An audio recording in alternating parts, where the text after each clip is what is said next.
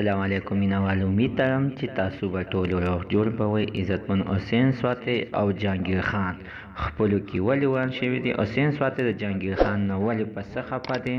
عزتمنو جهانګیر خان ټول حقیقت بیان کو او ویلې چې موږ همداسې پاخه دوستانو او یو بل سره ډېر وخت پاتې شوي یو.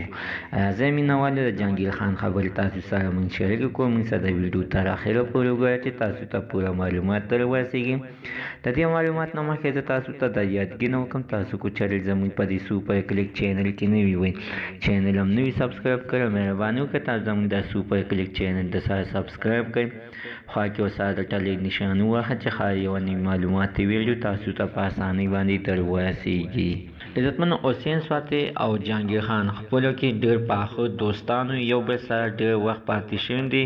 عزتمنو چې دوی مخکې هم په سیریل ډرامو کې هم کار کړی دی. دغه شانتې عزتمنو چې هغه سیریل ډرامې چې کله ختمې شولې، نو عزتمنو دوی بیا دواړو په سینماګانو کې هم په شریکه باندې کار کړی دی.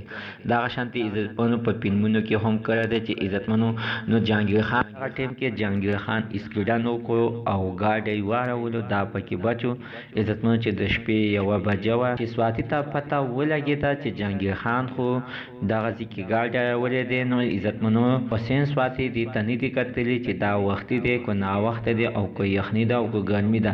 دا سمدستي د خپل کټه پاڅېدلی دی او جهانګیر خان پسې ورغلی دی. جهانګیر خان یې بیا د هغې نه بعد عزتمنو اوچت کړی دی، اسپتال ته یې وړی دی. چې کله بیا سخر شوی دی عزتمنو ګاډی یې موله بیا اوچت کړلو او مصرخانه کې یې وله ودرولو.